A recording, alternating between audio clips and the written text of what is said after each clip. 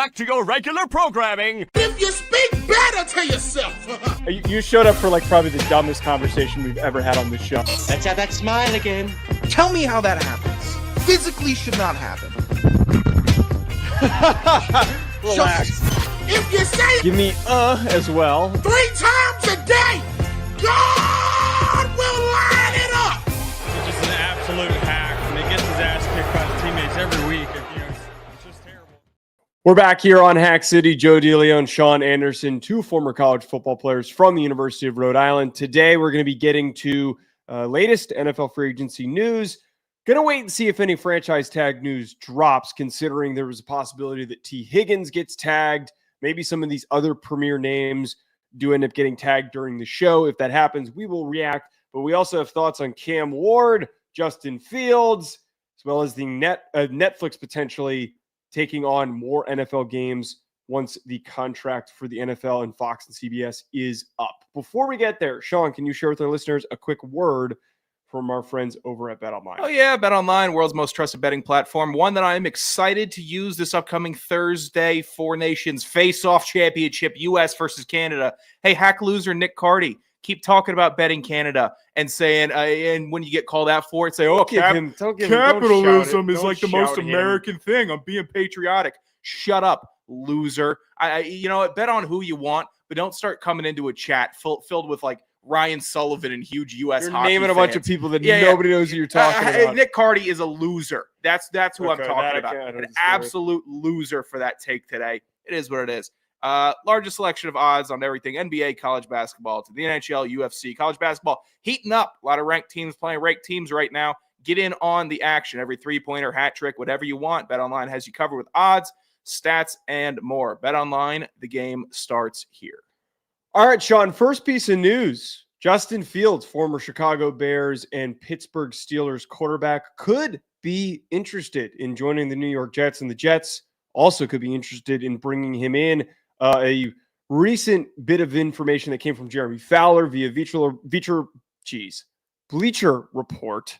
Apparently, the Jets like the idea of a dual-threat quarterback, and he's told that Fields has looked at their roster and sees some intrigue there. So there is a possibility he ends up landing with the New York Jets. This made me wonder, could Justin Fields this year be the 2025 version of Sam Darnold? Could he be a guy who has bounced around, is going to be 26, has all of the tools to be successful, was once a highly sought-after draft pick, could have been a fantastic NFL quarterback, but hasn't hit yet.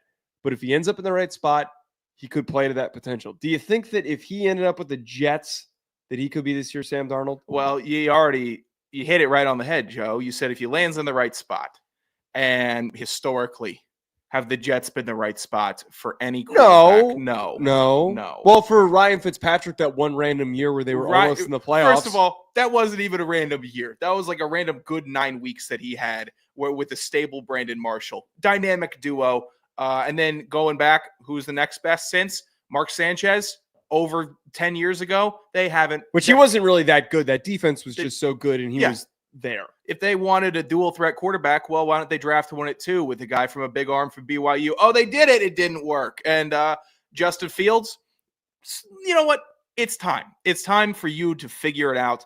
Pittsburgh, I think, is his best option. It doesn't seem like that there's much. They were winning games with interest between the two. But if they already turned away from him and went to Russell Wilson, what does that say? I feel like that's an indicator that there's not going to be a reunion there. Like, I feel like he's going to be moving on elsewhere. He's going to be jumping to the next opportunity because Pittsburgh clearly wasn't going to give him the chance that he deserved. Well, so he sat the whole year. He got to learn. He needs to go somewhere else. It's not Pittsburgh. I think he should try to stay there as a backup and say, maybe if somebody in front of me goes down, here's my shot. It's the best situation I'm going to have. Teams that need quarterbacks with the offensive lines. No, he's getting sent to the Wolves if he goes to New York. Go ahead. You got Garrett Wilson, Breece Hall, and then maybe if Devontae Adams stays, you could have some he's probably options. not. He's probably not. They don't make it work in New York. I would argue, historically, yes. Quarterback success has been awful with the New York Giants, Jets. Geez, I'm off on one today. Can't. They both talk. Work. Right. Historically, they've been awful. Yeah. They have not had any success. The last really good quarterback that the Jets have had is Joe Namath. Is that how far back we're going to have to go to actually talk about a consistent starter who was there for a long period of time? This upcoming year, we can't allow the past to disrupt what they could accomplish in 2025. Their offensive line is decent. You have Olu Fashanu, who was starting to play more towards the end of the season. You have Elijah Vera Tucker, who you drafted a couple of years ago, who's a good starting guard. Yeah. Where they currently sit in the top 10, they could draft Kelvin Mangs, Josh Simmons, Will Campbell, somebody to just boost their offensive line. So you've got 3 good starting offensive linemen. That is way better than what most NFL teams can say that they have. You have a really good starting running back in Breece Hall. You plug in Justin Fields with Garrett Wilson, who is a great young receiver, his former teammate as well. I think that this is a better situation than you're giving it credit for. Forget how shit that they were for so long ago and for the entirety existence of the New York Jets. This upcoming year with Aaron Glenn leading that defense, it's got some seriously just freakish dudes on the defensive side of the ball. They could be a wild card team. Put Justin Fields in there, and he could realistically be this year's Sam Darnold. I think out of anybody, he's the guy. I'm going to have to start being fair and hold myself to the standard when talking about quarterbacks, even if I like them. Also, Nathan Wool, ball knower, Chad Pennington. Yeah, he got a raw deal in New York, and he went to Miami and balled out and got booted. It is what it is. Justin Fields has not shown enough. And honestly, if you got beat out in Pittsburgh by Russell Wilson, that's damning for him. That is not a good look. And it's unfortunate because he looks like Superman on the field. But, and when he's on, it's great. When he's off, offense stalls, goes nowhere. So I have to say, he had his shot this year. He had Russell Wilson down with injury. Justin, go ahead, win us some games. Maybe he didn't do enough. I thought he could have kept the starting gig, and then Russell Wilson comes in, has 3 straight 30-point performances with Pittsburgh, and Fields gets ousted for some reason.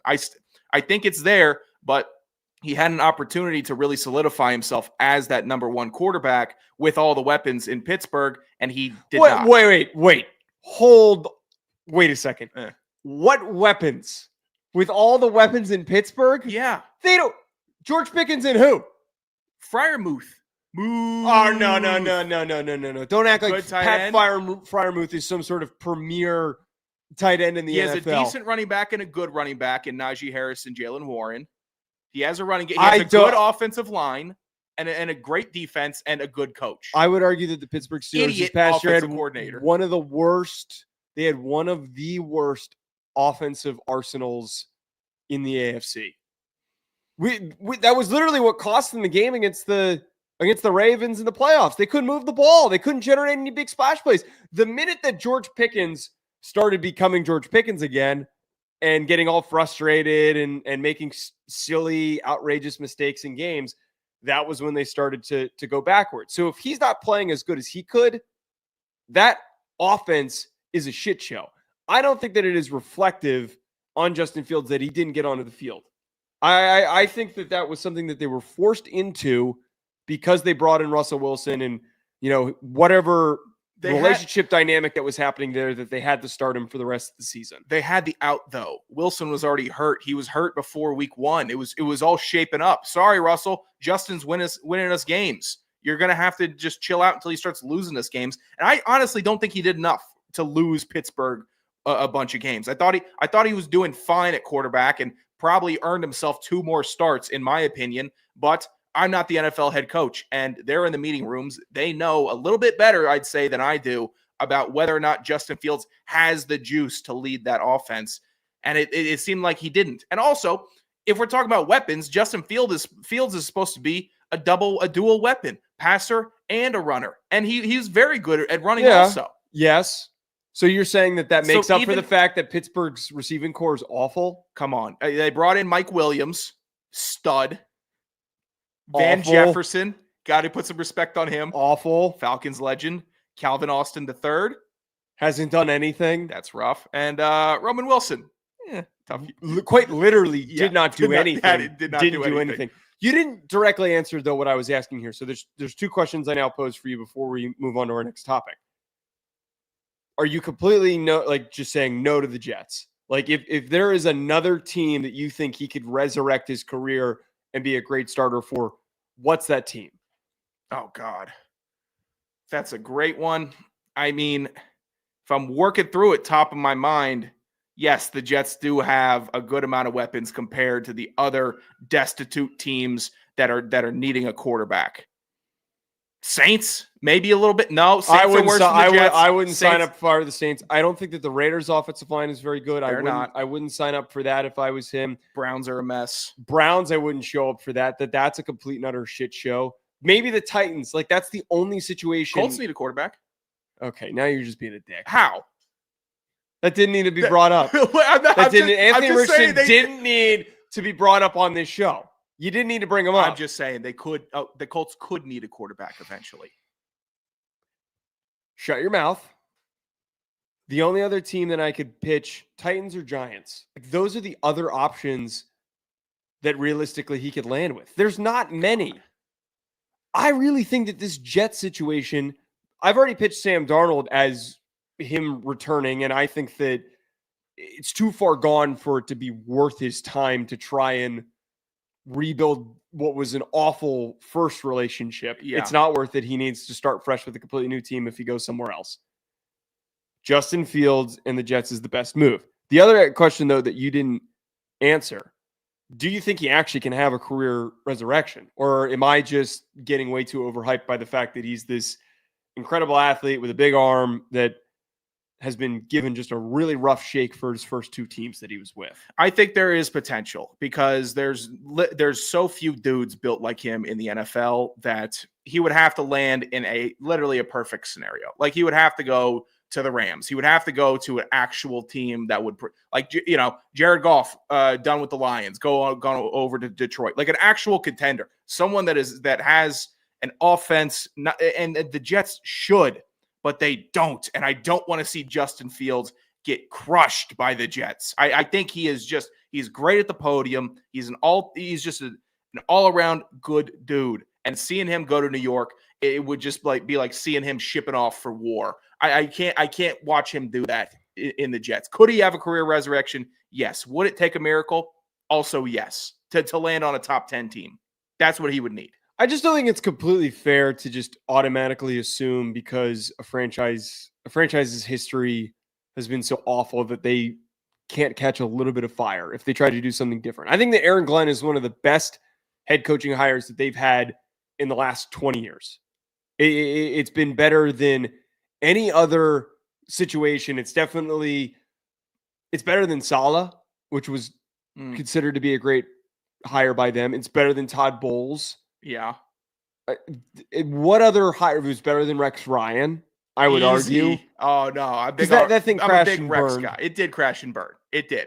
But also, Glenn's not an offensive guy, and maybe Justin Fields doesn't need an offensive guy, but it couldn't hurt to have the big man all over your quarterback. Additionally, if Justin Fields has been so great in the NFL, why do I keep on seeing that one throw versus Georgia? Why is that the only thing that I see when people are defending Justin Fields? Where it's, I don't even know what you're talking about. Ohio State versus Georgia in the CFP. No, but like, when is this being used? This is being used. A college throw is being used currently to defend his constantly potential. Constantly on the timeline. Where's the Justin Fields Bears throws that make me think, wow, this guy just needs to find a spot that'll invest in him. He hasn't put enough out there, unfortunately. This is my case for defending him because those college throws, they were real. The throws that he was able to make on the run, and then the ways that he was able to escape the pocket and use his legs in college, like it was exciting shit. He was very good. You get college, really juiced up watching him play and the things that he was able to do. The Bears was an awful situation, multiple head coaches. There was no way that thing was going to work out. And then he gets shoved out into this awkward, ugly spot because he was traded into it to end up in Pittsburgh.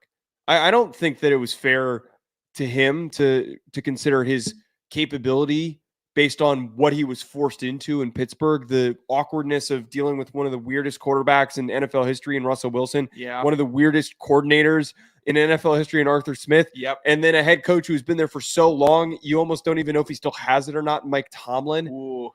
Now you're treading a little bit of a line there with Tomlin. I think he's a fantastic coach. Oh, I completely agree. I think he is a fantastic coach, but like we've gotten to this point where they keep getting knocked out of the first round. I think he should have had a longer shot in Pittsburgh, a longer trial run to give himself more game film, more experience, but it didn't happen. So he's going to unfortunately have to go to a worse team than Pittsburgh and do more on a worse team that'll probably even amount to looking worse. It's a nasty situation that Fields is in, but also he's not Jaden Daniels. He wasn't Jaden Daniels. Obviously. We watched him come into the league and not do the things. And that's an extreme.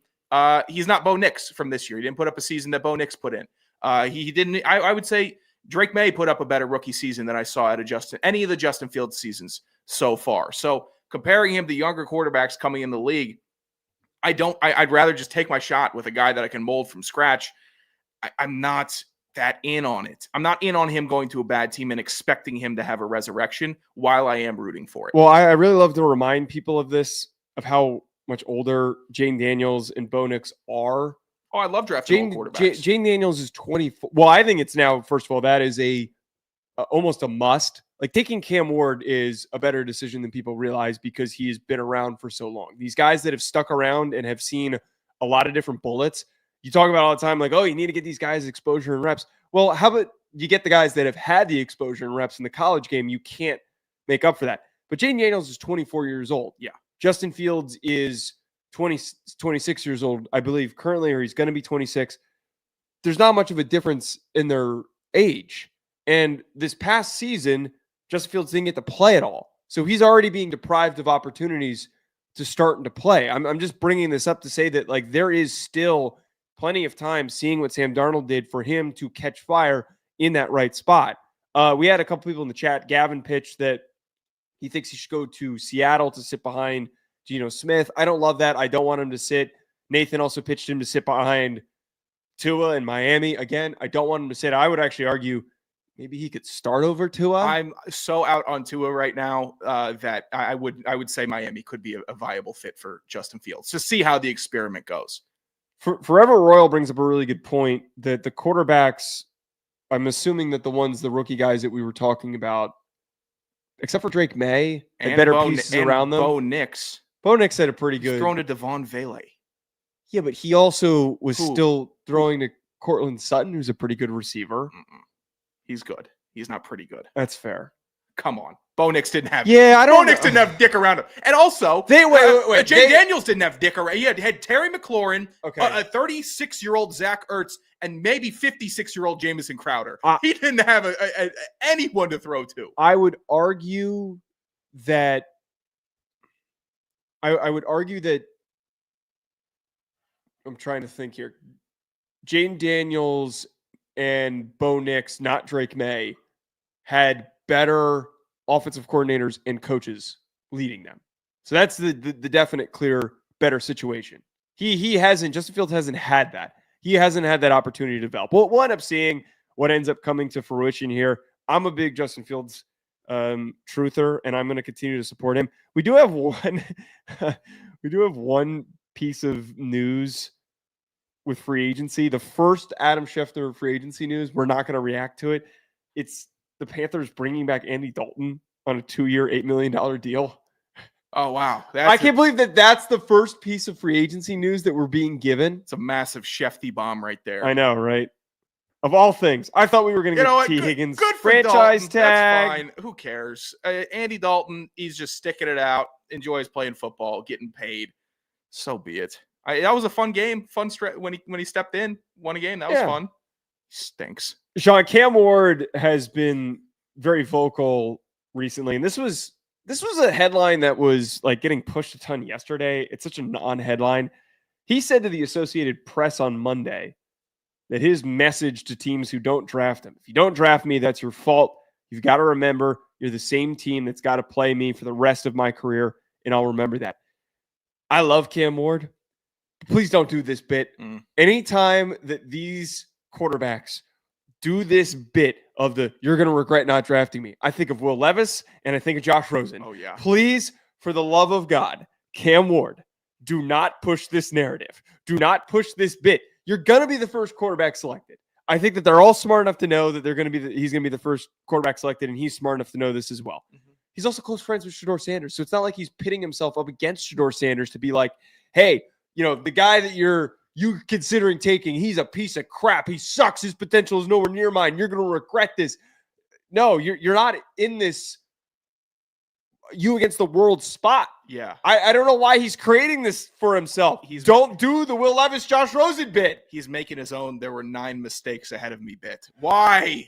That's a wide receiver thing. Let wide receivers do that. Amon-Ra St. Brown, now king of that, where he memorized every receiver taken ahead of him. Cam Ward, you might go 1 overall, pal. Nobody's going to get taken over you. And if not, you're going in the top 3. Maybe to a better situation than Tennessee.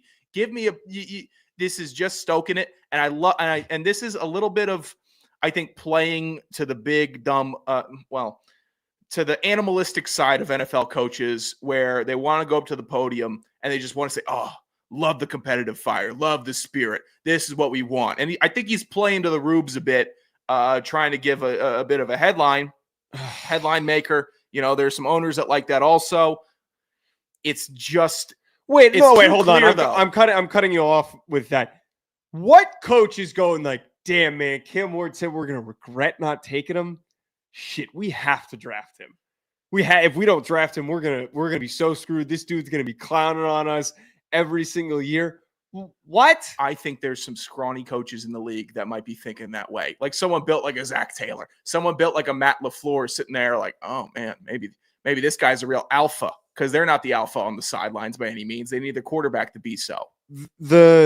The conspiracy theorist in me is wondering, is this directed at the thought of a team passing up on him that he would play twice a year because they're in the same division? And I couldn't really come up with who that would be, because Titans, if they pass on him, there's no team in the AFC South that he could land with. If the Giants pass up, stop it. If the Giants shut your fucking mouth. If the Giants pass up on him, there's nobody in the NFC East that it makes sense. If the Browns pass up on him, there's nobody in the AFC East or AFC North that he could end up going to. The Raiders, the same thing. All of the bad teams that are in a possible situation to draft a quarterback aren't probably going to take him. I'm so perplexed by this. This is just who asked him this question? Why did he feel the need to answer it this way? Joe, he was at an animal shelter nursing kittens, and then some nasty reporter stuck a mic in his face while he was doing a benefit. I couldn't even really find this was on multiple outlets. Like this was like this is how clear that we're already out of headlines a week after the Super Bowl. What was the context of this conversation? I mean, when we see the clips of Cam Ward, like training with Shedeur Sanders, he's a very confident player. Like he's always talking a little bit of trash, but it's never malicious. It's always, hey, I'm here to get some work in. I think I'm the best, and I'm going to try to, sling this ball around the field and show I'm the best. So I think he does have some supreme confidence. Oh, I found it. Monday night, he was receiving the Davey O'Brien Award. Oh, this is an even worse setting to be doing this. He was being awarded the Davey O'Brien for the best quarterback in the country, and he gave this answer to the Associated Press. That was the only part that I saw that he told the Associated Press, but I didn't see the Davey O'Brien Award part. Why are you bringing this up at the Davey O'Brien Award? Like, it doesn't. Just take the award and just tell everybody I had an awesome season and I can't wait to get drafted. Yeah. That's it. Whoever drafts me, they're getting a playmaker. That's what they're getting. They're getting a leader. You know how to coach speak it. But maybe Cam Ward. This is like some Jason Tatum shit is what this is. Everybody's against me. No, Jason Tatum, nobody's not against you. You're one of the best players in the NBA. Everybody agrees. I've actually been turned against you since you've been saying people are against you on the best NBA team, Jason Tatum, against Jason Tatum. Maybe Cam Ward's like, hey, I crawled up from Incarnate Word to Washington State to Miami, now expected to be number 1 in the league. I'm feeling myself. I'm chilling in Miami, maybe training my ass off, getting ready for the draft. The world's my oyster. I'm Cam Ward. I got a golden arm. I'm living a great life. Maybe that's a quote that I would want to drop if I was living that life and not, yeah, maybe you want to draft me. I don't know. I'll try for you. Like that would be my pick. That's my pitch. we need a quarterback to do that. Just go Yeah. up there. Be like, yeah, what are your thoughts about the draft and for teams who may or may not take you? It's like shit, I just hope I get drafted. Yeah, like I mean, wherever I go, I'm fine with it. Pretty cool. Don't need it to be warm. Don't need to be in a dome. It's all good. When's the draft again? That's what freaking Trevor Lawrence basically did when he was going.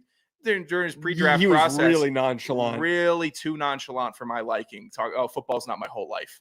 Hey, you're like the best NFL prospect that we've seen in years, and you're going to an awful team. Maybe don't say that, because now I think that you really don't care, and the play has reflected that. Sean, you put this into the notes, and I know it's something that genuinely pissed you off.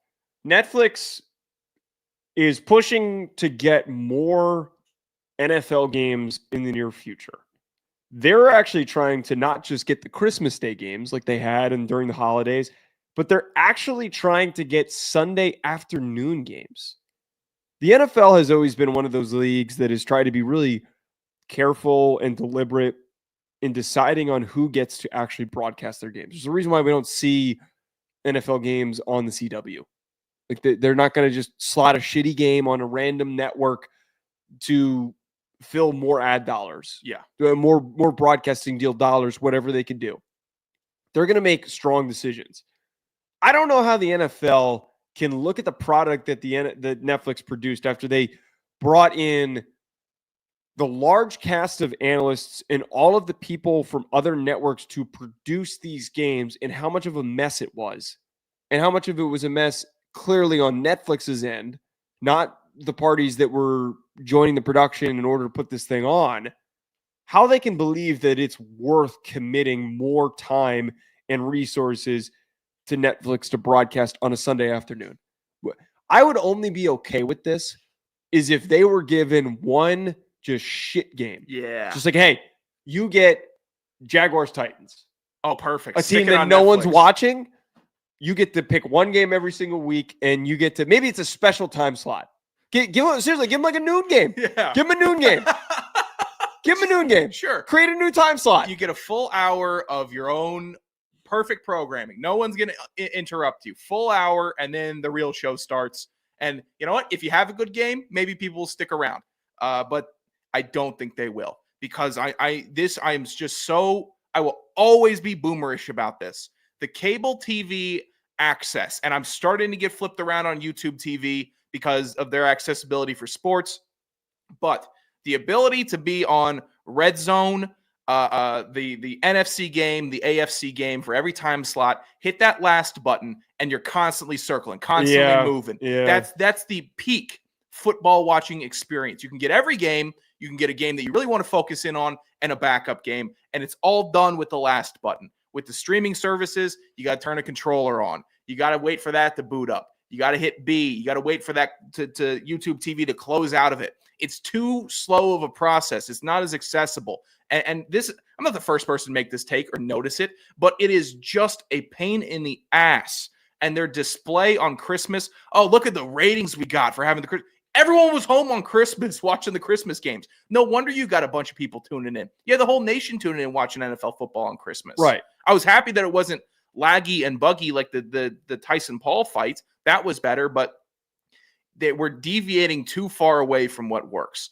Give me two broadcasters, an analyst, a sideline reporter, and the game. That's what there needs to be. You want to have some graphics on the screen for touchdowns? So be it. Don't mess with the bugs too much. Have a nice product. Having a smorgasbord of people with mics in their hands running all over the field does nothing for me. That was really overdone. That was probably one of the worst parts about the broadcast, is that there was that comedically long list of contributors that were a part of both of the broadcasts. Yeah. Like there didn't need to be that many people in the booth. There didn't need to be that many people at the desk. I thought the desk crew was terrible and not interesting, and they had no chemistry or flow. It was extremely awkward.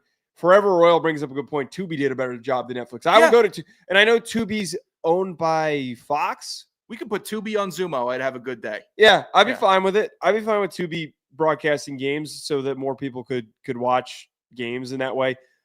My biggest issue is what you talked about, though, the inaccessibility for watching the games, for the ability to just switch back and forth between games that are on. If you're not tapped into Red Zone and you just want to be able to click into one game and then click into another, that's why YouTube TV is fine for this. That's why YouTube TV is fine for Sunday Ticket. It's great for college football. It's fantastic for college football. YouTube TV knocks the college football. It knocks it out of the park. I'll give them credit for that. I don't want to deal with the bullshit of they have like the AFC games, and then if I want to switch over to the NFC game, I have to completely open another app, and it takes time to load. It's just like whenever there's a game on Peacock. I'm not watching the game if it's on Peacock. Yeah. I'm not. I refuse to watch games that are on Peacock going forward. Well, we're just spreading ourselves out way too thin. And if Netflix thinks that the casual sports fan is just going to buy into this slow drip, I'm not buying into it. You're not going to get me for just this amount of games. There's ways to do it. They're going about it in a way that I don't like. I don't like that every commercial is like a Netflix commercial and it's all a Netflix promo for their shows. Yeah. I like regular sports commercials. I love to hate regular sports commercials. It's part of the action. Changing it up for who? Who are you targeting that's sitting around watching Netflix on a Sunday that turns on Grey's Anatomy season 4 and is like, oh, it's 1:00.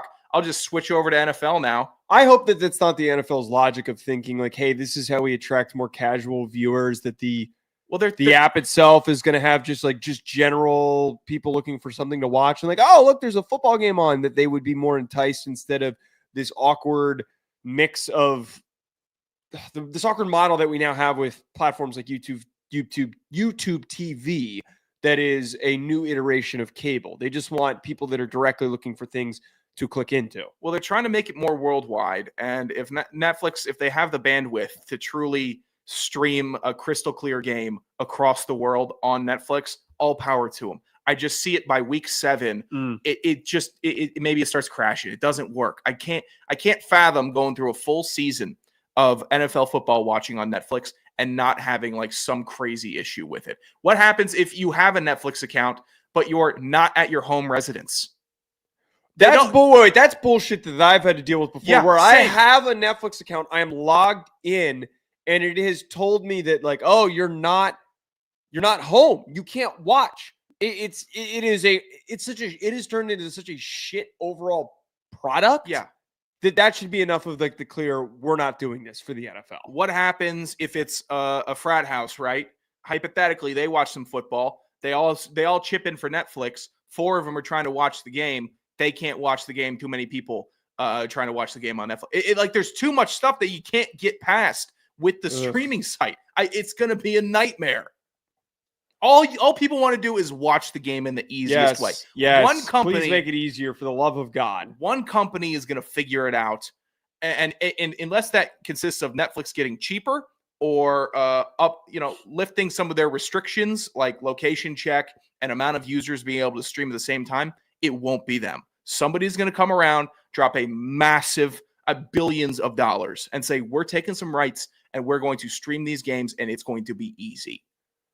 Sean, because we still don't have any franchise tag news, let's shift on over to talking some college football. Yesterday, this weekend, Ross Dellinger of Yahoo Sports had reported on the possibility increasing for an expanded playoff in college football, moving to 14 or 16 teams in the near future as soon as 2026. There is increasing momentum per what Dellinger reported, and also other outlets have reported since then that this is going to come to fruition.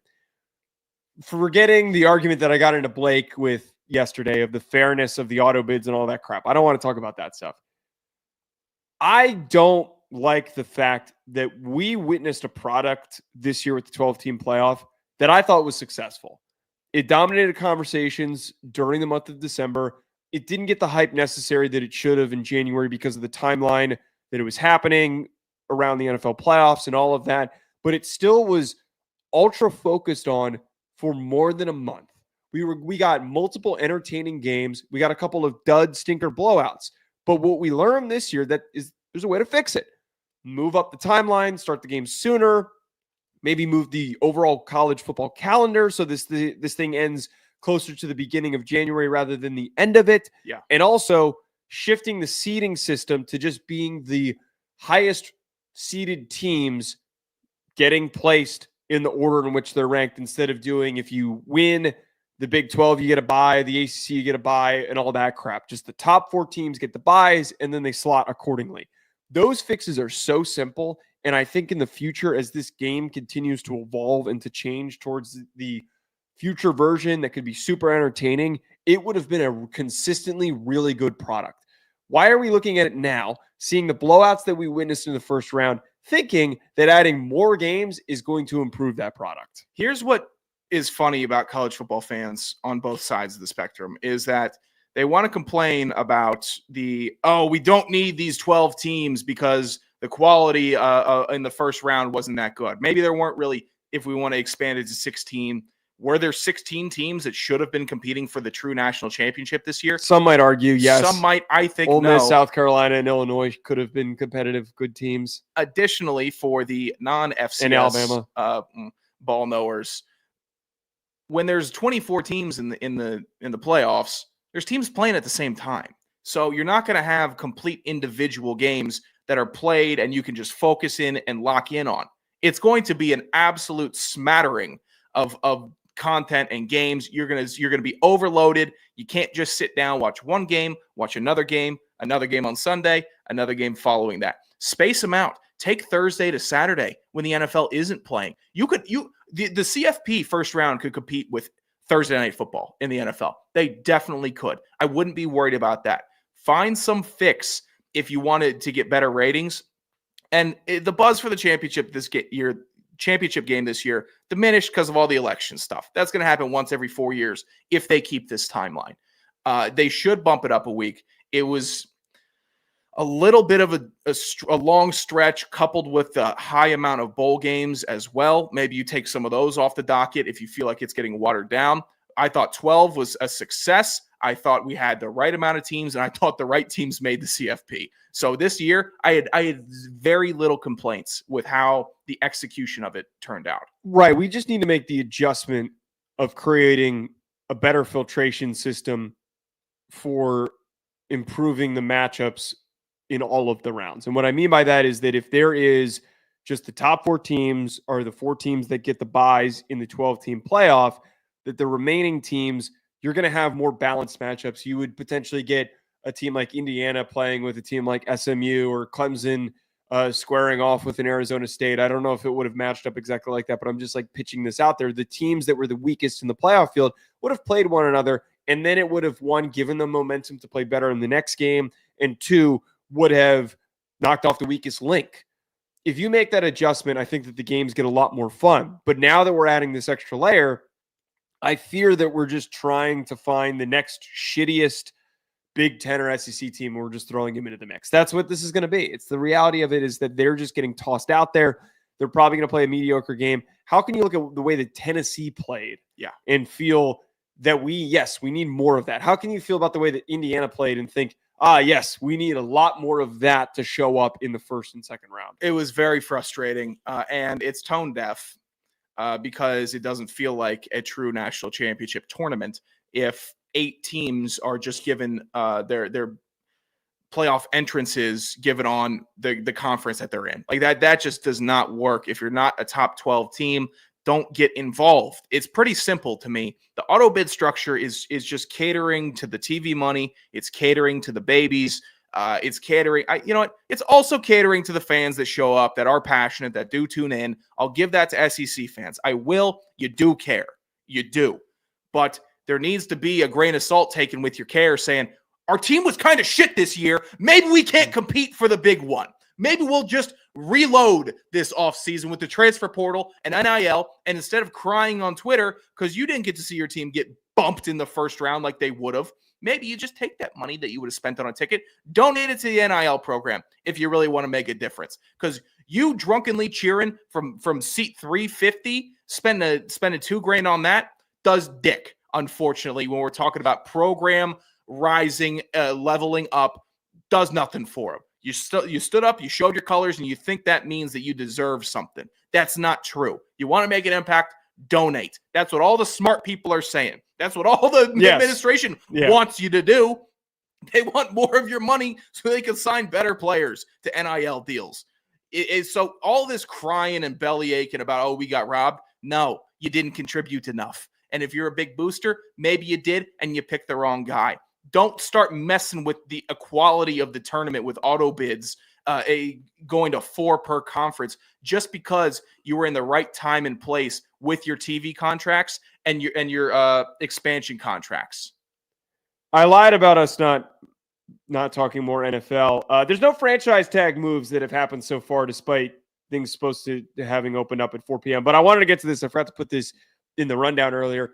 Andrew Filipponi was reporting earlier today that and this is his tweet, there's interest in former Giants quarterback Daniel Jones inside the Steelers organization. Quote, the Steelers could do a lot worse than Jones. Oh my God, that's a quote. With the belief that he actually is a good fit for Arthur Smith's offense. That's another horrible quote thing to say out loud. And Mike Tomlin's preference for a mobile quarterback. The last thing is the only part that's actually true, is that he is mobile. I can't believe that that's the belief, that the Steelers could do a lot worse than Daniel Jones. No, you can. Daniel Jones is the worst option.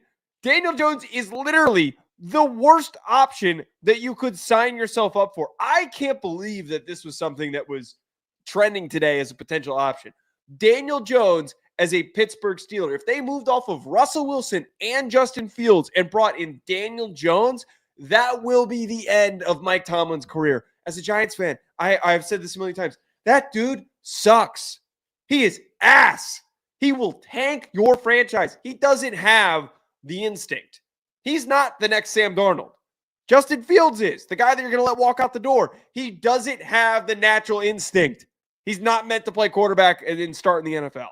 I blocked for a lot of quarterbacks in games and practice. I blocked for white quarterbacks. I blocked for black quarterbacks, Hispanic quarterbacks. And so I never really took much stock into a lot of the black quarterback commentary narrative stuff, because I just always saw quarterbacks as quarterbacks. They all are a little bit different.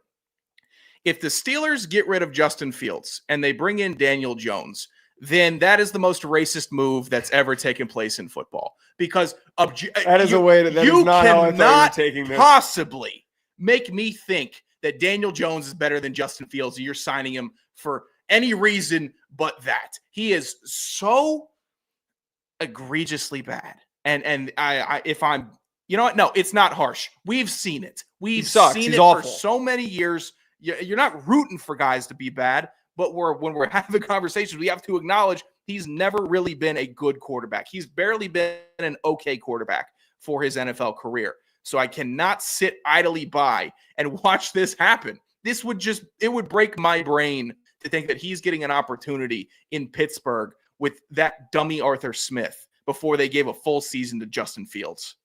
Better off for Justin Fields to be separating himself from an organization that is willing to make a decision like this. And secondly, when we see quarterbacks that have potential and that could, rebound and their first situation doesn't work, you at least have the highlights. Sam Darnold had some times where you were seeing him even with the Panthers, when he stepped in for the 49ers, even with the Jets. You were wondering to yourself, like, is there a way that this thing could work out, that he can end up being a good starter? And eventually he got a shot with the Vikings. Justin Fields has some of that on tape. He does. Jared Goff had that on tape before he really started to take off with the Lions. Daniel Jones doesn't have anything. He doesn't have an ounce of highlights that you look at and you go, this guy could eventually be a great NFL starting quarterback. He has a couple of nice long runs and a couple of nice balls that he threw as a rookie, and that's it. It has been downhill since then. Well, he has a lot of college tape, right? Like, he got a lot. He was awful in college too. Oh, that's right. Yeah. Good pick. Good re-signing also. I hope that this happens. I really hope that this happens, because it would be a completely ridiculous outcome. All right. Every single week every single Tuesday, we're doing Down Bad Dudes, which is our segment where we discuss ridiculous stories that we find, or listener submitted stories with guys just having a really shit time in their dating lives. By the way, how was your Valentine's Day? It was okay. I watched Birdman and I watched some other movie. It It was fine. I think You didn't try to make any, nothing? You didn't try to make anything happen? Stayed away. What happened to you trying to fly a girl out? You kept telling me that you were going to fly a girl out. You were going to fly a girl from D.C. to New York on a 45-minute flight. That didn't come to fruition? Still working on flying Shorty out. I might be trying to Amtrak her up. No. Bullshit. Could you hop on that train for me?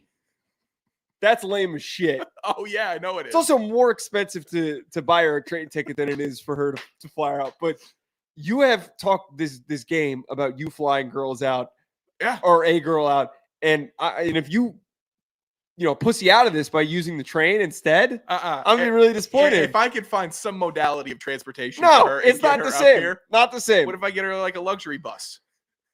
One of the double-decker with sleeper cab? Yeah, that would work. What do you mean sleeper cab? It's a 3-hour bus ride. On the bus? Yes. No, it's way longer than that. 4 hours. Yeah, I'd give it 5. No, it's from DC to Hoboken.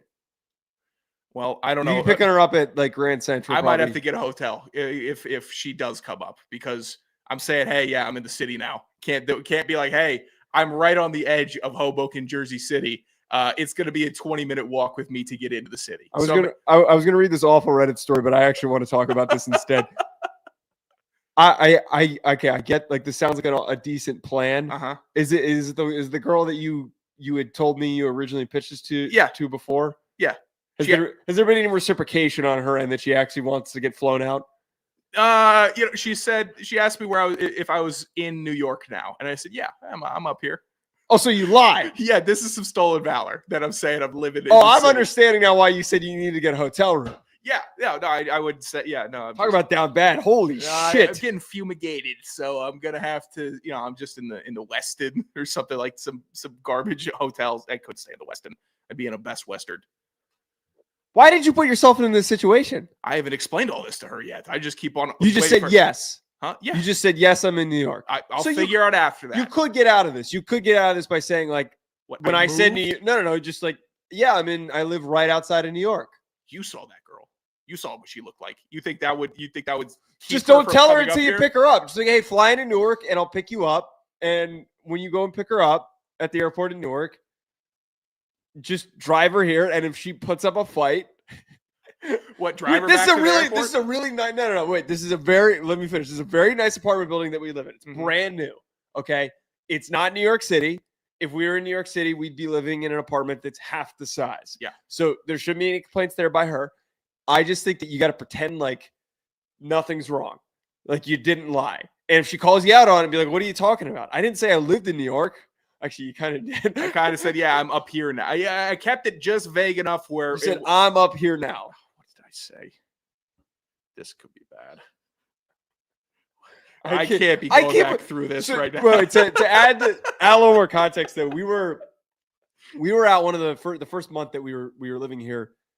Sean and I were out with our buddy Chance. We were out at a bar, and there was this group of 3 girls. We were talking to them. Chance ended up disappearing for a period of time. Yeah. But Sean was having a nice conversation with this one girl, and I was standing there being a part of the conversation, and I stupidly and drunkenly interjected when she asked where we lived.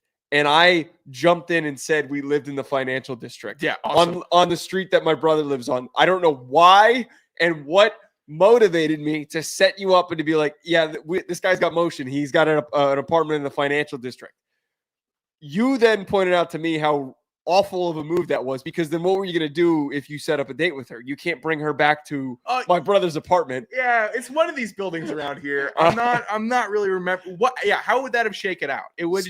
So after that had happened, why would you set yourself up in this situation again? Okay, I got it now. Yeah, let me fly you up to NY.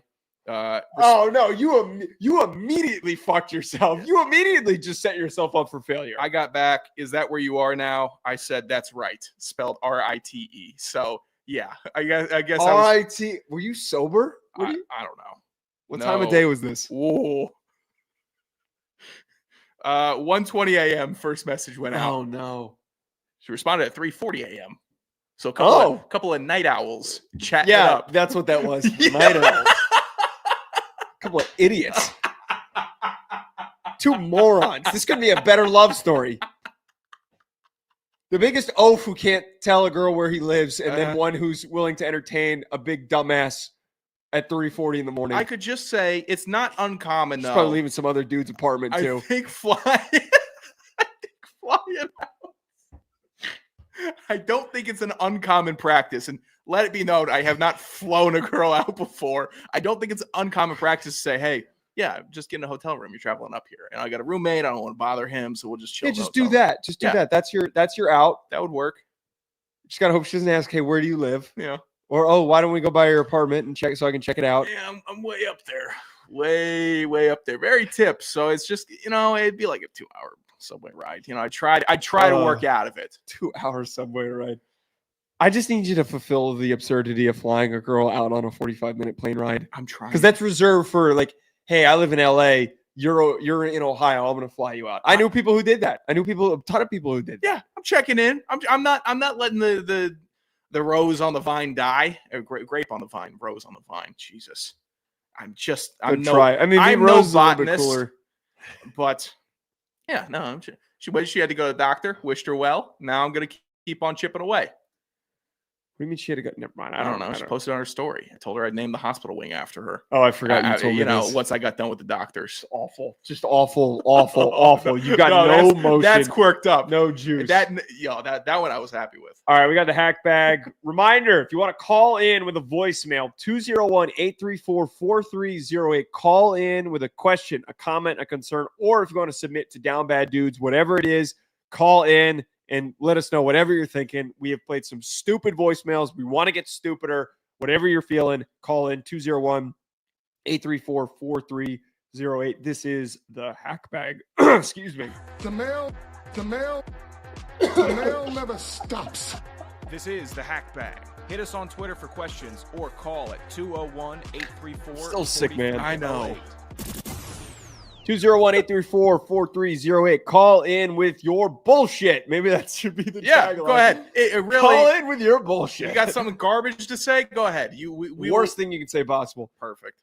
All right, first question, of course, from Chester. What is your favorite commercial of all time? He's good at coming up with these awful questions. Oh, yeah. Actually, they're not even awful. They're great questions. I'd have to go with any Burger King or Limu Emu. Limu Emu and Doug is awful. It's Awful. one of the worst mascots. I know he's trolling, but it's really heinous commercial Should- from Liberty Mutual. Burger King bring back their King mascot. Yeah, I'm a big fan of the Burger King, especially because he doesn't talk and he's just kind of disturbingly there. Wasn't he always scheming on McDonald's, like trying to steal their stuff in the commercials? That is a real fat ass poll that you just had right there. No, that is a media ball knowledge poll. You know what? I don't know what other mascots. I'm gonna go with the classic Geico Pig All the Way Home, where he gets to poke his head out the window and squeal out the window. You like that one? I kind of like when it first came out. I thought it was brilliant, and you know what? If I watched it again right now, I'd probably pop for it. I'd probably laugh seeing the pig squeal. I don't know if I have enough of a database of memory of commercials. It's kind of one of those things where I've glazed over watching them so often. I always get a pop out of the linebacker, the office linebacker one. Oh, Terry Tate, office linebacker. Yeah, that's pretty solid. Good. Oh, any of the This is Sports Center commercials is an obvious. Those are good. But that's right up. I mean, that is right up the alley. Like I almost don't even consider those commercials. Those are like promos. Right. Yeah, they're more cut promos. Yeah, I mean, Geico Woodchuck. Seeing the Woodchuck Chuck Wood. You really love Geico. I think they went on a Are really you a good client tear. of Geico's? I am not. USAA for A lot life, of and free I airtime. got Gronk in my commercials talking with. Those are awful. with Some of the worst commercials ever. Sam Elliott, that legend, dealing with that goober, can't do it. I just don't get the bit. So he doesn't have. Why did you sign a guy to represent your brand that doesn't have the ability to use your product because he doesn't have a family member who is in the military? And then the whole bit is like, hey, here's this big dumb oaf idiot who wants to use our product. Yeah, but he can't because now we're super exclusive. The military employs. I think they may employ more people in the nation than any other. Obviously, company. It's not a company though. So I think it's pretty accessible to people, and highlighting the inaccessibility for people who don't have a grandfather under that is served. Yeah, a little backwards there. Don't know about it. I would use Roger Staubach until he can't speak anymore. I would just do that. That would be it. Just until he's just give him some cue cards. if he's in a wheelchair and he's like, no, I don't. Is he still alive? I think so. I haven't heard about them. I can't old? remember. This is tough. I remember bad commercials way better than I do good commercials. The first Burger King commercial, really, Whopper. That one was pretty good. Whopper, That got in my head. It was Whopper. effective. It was solid. He's 83, by the way. Oh, good for him. Why Yeah, good for him? Good for him. He's still alive. Yeah, It's kind of a crazy. 83. My granddad just turned 84. I was happy for him. I was like, yeah, keep on plugging away. He thought I was turning 33 this year, by the way. My granddad. I don't know if he's plugging away then. Put it in a letter. I'm like, he kinda- knows my Oh, he birthday's wrote it coming down. up. Yeah. I'm like, no. You've hit on every single one before this. You know exactly. Our birthdays are 2 weeks apart. You know how old I am. That's kind of a crazy dig by your grandfather because there's a couple of ways to like look into this deeper. One, he doesn't give a shit enough about you to know how old you are. Two, he's kind of like, hey, where you're at in life right now definitely reads 33. Yeah. Awful. Made me feel bad. That was one that kind of stung. I'm like, oh. Like if I'm at where I am right now when I'm 33, I'd be very disappointed with myself. Oh, you think I'd be alive Still- if I was still- at where I am? Oh, John. Still having a roommate? Yeah. God. All right, what was the No, other? not a knock in those that are going through it, but not trying to go through it at 33. What was the other mailbag question that we had? Well, we got two disgusting ones. Well, not one disgusting one Wait, from it's like Chester. Cars for Kids was what Gavin pitched. Cars for Kids sucks. Come on, man. Gavin, better, you know, better shaft than that. The TD Ameritrade baby. Yeah, that one's really good. Those are fine. It's fine. Oh, those are revolutionary. Little baby. What, shit. that they had babies? Yeah, that they were talking like bro dogs. Yeah, I liked it. All right, what was the other question that we had? All right, we'll give a good one. I don't even know if you could chime in on the first one compared to the second. 24 years ago, we lost the GOAT, Dale Sr. Who is your favorite NASCAR driver Yeah, I can't try of all time? Yeah, Dale, because I knew a Kurt Busch fan, and I would always try to, and Jeff Gordon fan, and I would always dig at them by. I actually bought a Dale Earnhardt Sr. poster and put it in my basement to mess with the Jeff Gordon fan in my life. So every time he came and hang out, he would see Dale thumbs up right outside his car. Second question from Chester, a little more disgusting. Would you be a proud father if Bonnie Blue was your daughter? No. Yeah. No. I don't need to. No. It'd be tough. I don't think any of our listeners would be. No. It'd be tough. Was trying to avoid that. Send in your questions, and if you're not following on Twitter and you're sitting here wondering why do we keep on answering this one maniac's question, He's the only one who comments. Hack currently. City Pod on Twitter. Ask your own questions. We'd love to diversify the questions. You're not all the same. Rack hasn't been sending any questions. What the hell is he doing? I think Rack got put on notice by another person in Idaho. There's some lore there. Did you catch that? Oh, what do you mean? When Rack said I might have to tone it down for a little bit. Was it because he kept commenting on the player's shit? Was that why? No. I don't think it was that. I think it Oh, was you think his alter ego that some we think CPH stuff going on here. CPH? I'm keeping his name abbreviated. Oh. Yes. I think there was some issues between those two. So Rack is taking a little hiatus. Hack City Pod on Twitter. We know you're not sitting in Idaho with those two maniacs. Yeah. 201-834-4308 to call in and leave us a voicemail at Joe DeLeone, at Sanderson Radio, at Hack City Pod on Twitter. I forgot what your handle was. We'll talk to you folks later. Make sure you subscribe and hit the like button. Enjoy the rest of your week.